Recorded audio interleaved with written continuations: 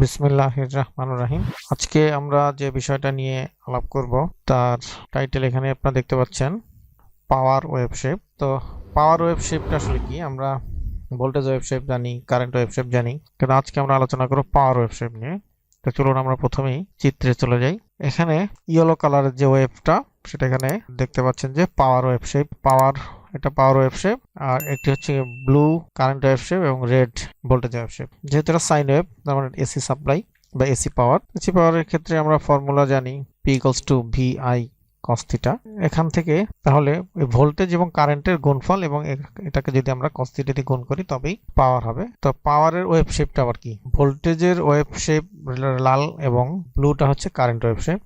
তো এখানে ভোল্টেজের মান 0, কারেন্টের মানও 0। তো ভোল্টেজ এবং কারেন্ট যদি 0 হয়, অর্থাৎ V এবং I যদি 0 হয়, তাহলে কার্যত পাওয়ারটা আসলে 0 হয়। এখানে যখন এই 0 অবস্থা থেকে একটু করে ভোল্টেজ এবং কারেন্ট বৃদ্ধি পেল, তখন সে ভোল্টেজ এবং কারেন্টের গুণফলটা বৃদ্ধি পেতে শুরু করলো, এবং আস্তে আস্তে যখন ভোল্টেজ এবং কারেন্ট বৃদ্ধি পাচ্ছে, সে অনুযায়ী আমাদের ওয়েভটা বৃদ্ধি পাচ্ছে। আর এখানে যে কারেন্ট এবং ভোল্টেজের যে পাওয়ার ফ্যাক্টরটা দেখানো হয়েছে, সেটা আসলে ইউনিটি পাওয়ার ফ্যাক্টর, অর্থাৎ এখানে ভোল্টেজ এবং কারেন্টের মধ্যে কোনো ফেজ পার্থক্য নেই।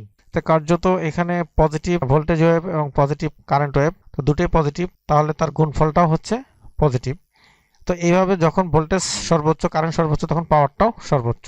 একইভাবে যখন ভোল্টেজ নিম্নমুখী, তখন কারেন্টও নিম্নগামী। একইভাবে পাওয়ার ওয়েভ শেপটাও নিম্নগামী। যখন ভোল্টেজ এবং কারেন্ট, যখন ভোল্টেজ 0 হয়ে গেল, স্বাভাবিক কারণে কারেন্টও 0 এবং সঙ্গত কারণেই আমার পাওয়ার ওয়েভটাও 0 হলো। তো দেখা যাচ্ছে যে একটা হাফ সাইকেলে আমার একটা ওয়েভ সম্পন্ন হয়েছে এবং পরবর্তী নেগেটিভ হাফ সাইকেলে আরো একটি ওয়েভ সম্পন্ন হয়েছে। তো দেখা যাচ্ছে যে আমার এখানে একটি ওয়েভ, অর্থাৎ একটি সাইকেলে এখানে দুটি ওয়েভের সম্পন্ন হয়েছে। কিন্তু এখন দেখতে পাচ্ছি যে এখানে কারেন্টও নিম্নগামী এবং ভোল্টেজও নিম্নগামী। তাহলে পাওয়ারটা কেন ঊর্ধ্বমুখী হলো, পজিটিভের দিকে কেন হলো? আমরা বীজগণিতিক সূত্র থেকেই পাই। দেখুন, যখন দুটি কোয়ান্টিটি দুটোই যদি নেগেটিভ হয়, অর্থাৎ -3 এবং -2, যার গুণফল হচ্ছে 6, অর্থাৎ +6। এখানে 3 আর 2 আসলে কিছুই না, একটা উদাহরণ স্বরূপ ব্যবহার করা হয়েছে, অর্থাৎ দুইটা নেগেটিভ কোয়ান্টিটির গুণফল পজিটিভ। ঠিক তেমনিভাবে এখানে ভোল্টেজটাও নেগেটিভ, কারেন্টও নেগেটিভ, যেহেতু তার গুণফলটা স্বাভাবিক কারণে পজিটিভ হয়েছে। আর পজিটিভ যেহেতু এখানে কারেন্টও পজিটিভ, ভোল্টেজও পজিটিভ, অতএব সঙ্গতের কারণেই এর গুণফলটাও পজিটিভ হয়েছে। যেহেতু এটা ইউনিটি পাওয়ার ফ্যাক্টর, সে কারণে এখানে যে পাওয়ারটা পেয়েছি আমরা, সেটা অ্যাক্টিভ পাওয়ার, এবং এখানে অ্যাক্টিভ পাওয়ার এবং অ্যাপারেন্ট পাওয়ার উভয় সমান, যেহেতু এখানে পাওয়ার ফ্যাক্টর 1। তো এখন আমরা ইন্ডাকটিভ লোডের দিকে যাই। এটা হচ্ছে ইন্ডাকটিভ লোডের ক্ষেত্রে ওয়েভ শেপ দেখতে পাচ্ছি আমরা। ভোল্টেজ ওয়েভ শেপ লাল রঙের, কারেন্ট ওয়েভ শেপ ব্লু রঙের, এবং পাওয়ার ওয়েভ শেপ ইয়েলো কালারের।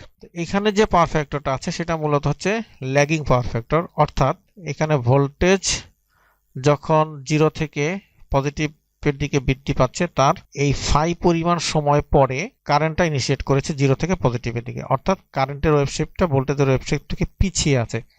আমরা এখানে অনেকে ভুল করি, যে দেখা যাচ্ছে যে ভোল্টেজের সামনের দিকে কারেন্ট, এটাকে আসলে আমরা সামনে মনে করি, কিন্তু সময়ের কথা যদি চিন্তা করি, তাহলে এই সময়টা আগে শুরু হয়েছে, এই সময়টা পরে শুরু হয়েছে, অর্থাৎ এই ওয়েভ শেপটা এই ওয়েভ শেপের পরে, অর্থাৎ কারেন্ট ওয়েভ শেপটা ভোল্টেজ ওয়েভ শেপের পরে। দ্যাটস ওয়াই এটা ল্যাগিং পাওয়ার ফ্যাক্টর।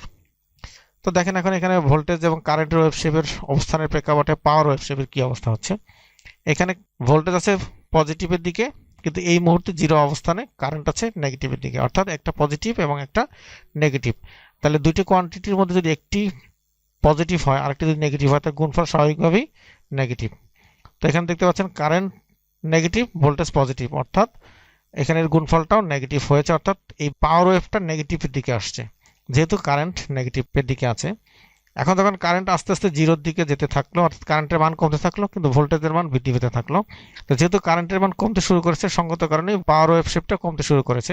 এই পর্যায়ে যেহেতু ভোল্টেজ 0, কারেন্ট ম্যাক্সিমাম, তো যেহেতু ভোল্টেজ 0, সেহেতু পাওয়ারও 0। এখানে ভোল্টেজ একটু একটু বাড়তে শুরু করলো, এখানে কারেন্ট একটু একটু কমতে শুরু করলো। সামগ্রিকভাবে এর গুণফলটা এই 0 লাইনের থেকে বেশি হয়েছে। আস্তে আস্তে আস্তে আস্তে এখানে ভোল্টেজ বৃদ্ধি পাচ্ছে, এখানে কারেন্ট হ্রাস পাচ্ছে, কিন্তু গুণফলের পরিমাণটা কিন্তু বৃদ্ধি পাচ্ছে। এই পর্যায়ে এসে পাওয়ারটা সর্বোচ্চ কিন্তু নেগেটিভ। তারপর যখন আবার কারেন্ট নেগেটিভের দিকে যাচ্ছে, পাওয়ারটা সঙ্গত কারণেই কমতে শুরু করলো। করতে করতে যখন কারেন্ট আবার 0 হয়ে গেল, ভোল্টেজ তখন তার যে অবস্থানে থাকুক না কেন, যেহেতু কারেন্ট 0, সে কারণে আমার পাওয়ারটাও 0, অর্থাৎ পাওয়ার ওয়েভটা এখানে 0 হলো। এরপরে যখন আমার কারেন্ট ওয়েভটা বৃদ্ধি পেতে শুরু করলো পজিটিভের দিকে, তখন ভোল্টেজও পজিটিভ, কারেন্টও পজিটিভ। তো পজিটিভ পজিটিভ দুইটা কোয়ান্টিটির গুণফল অবশ্যই পজিটিভ হবে, সেহেতু এটা পজিটিভের দিকে বৃদ্ধি পাচ্ছে। একটা পর্যায়ে গিয়ে যখন গুণফলের পরিমাণ কমতে শুরু করলো, পাওয়ার ওয়েভটাও কমতে শুরু করলো। একইভাবে যখন এই পজিশনে এসে ভোল্টেজটা জিরো হয়ে গেল, কারেন্ট যাই হোক না কেন, ভোল্টেজ যেহেতু জিরো সেহেতু পাওয়ারটাও জিরো হলো। তারপরে যখন ভোল্টেজটা আবার নেগেটিভ অর্থাৎ নিম্নমুখী হলো, তখন একটা কোয়ান্টিটি পজিটিভ একটা নেগেটিভ, অর্থাৎ দুইটা কোয়ান্টিটি, একটি নেগেটিভ একটি পজিটিভ, তার মানে পাওয়ারটাও আমার নেগেটিভ। তো এখানে ঠিক তদ্রূপ ঘটনাই ঘটেছে, ভোল্টেজ নেগেটিভ হওয়ার কারণেই আবার এখানে পাওয়ারটা নেগেটিভ হয়েছে। এখানে কারেন্ট নেগেটিভ হওয়ার কারণে পাওয়ারটা নেগেটিভ ছিল, এখানে ভোল্টেজ নেগেটিভ হওয়ার কারণে পাওয়ারটা নেগেটিভ হয়েছে। অর্থাৎ মোট কথা হচ্ছে পাওয়ার এবং কারেন্টের যে কোনো একটা কোয়ান্টিটি যদি নেগেটিভের দিকে থাকে তাহলে পাওয়ারটা অবশ্যই নেগেটিভের দিকে থাকবে। তারপরে এতটুকু টাইম অতিবাহিত হওয়ার পরে কারেন্ট আবার জিরো পজিশনে চলে আসছে। ভোল্টেজ তখন এই বরাবর যদি আমরা চিন্তা করি রেখা আঁকি, তাহলে এখানে ভোল্টেজের মানটা এখানে এসছে, but current zero, that's why পাওয়ারটাও জিরো। যেহেতু ভোল্টেজ এবং কারেন্টের গুণফল পাওয়ার, যেহেতু কারেন্ট জিরো সেহেতু পাওয়ার জিরো। এর পরে যখন কারেন্ট নিম্নমুখী হলো অর্থাৎ নেগেটিভের দিকে আসছে, তখন আমার ভোল্টেজটা অলরেডি নেগেটিভের দিকেই আছে। তো দুটো নেগেটিভ রাশির গুণফল পজিটিভ, ঠিক আগের মতোই দুটি নেগেটিভ রাশির গুণফল অবশ্যই পজিটিভ, সে কারণে এখানেও পাওয়ারটা পজিটিভের দিকে গেছে। তো একইভাবেই এখানে যে ঘটনাটা ঘটেছে, এখানে ঠিক একইভাবেই যখন এটা আবার জিরোর দিকে, ভোল্টেজ জিরোর দিকে এসছে, তখন পাওয়ারটা আবার জিরো হয়েছে। এরপরে ভোল্টেজ পজিটিভের দিকে ছিল, জাস্ট এখানকার অবস্থানটা আবার এখানে আমরা পেয়েছি। এখান থেকে দেখতে পাচ্ছি যে আমরা current wave shape, voltage wave shape এবং পাওয়ার ওয়েভ শেপ, অর্থাৎ একটা কারেন্ট এবং ভোল্টেজ ওয়েভ শেপ সাইকেল যখন সম্পন্ন করে তখন পাওয়ার ওয়েভ শেপ তার দুইটা শেপ সম্পন্ন করে। এবং এখান থেকে আরো কিছু আমরা দেখব, সেটা হচ্ছে যে এই লাইনটা হচ্ছে আমাদের অ্যাভারেজ পাওয়ার, এটা হচ্ছে আমার তাৎক্ষণিক পাওয়ার, এটা হচ্ছে আমার তাৎক্ষণিক কারেন্ট এবং এটা হচ্ছে আমার তাৎক্ষণিক ভোল্টেজ। তো তাৎক্ষণিক কারেন্ট তাৎক্ষণিক ভোল্টেজের গুণফলের যে পাওয়ারটা পাবো সেটা অবশ্যই তাৎক্ষণিক পাওয়ার। এই ছিল আজকে আমার পাওয়ার ওয়েভ শেপ নিয়ে আলোচনা।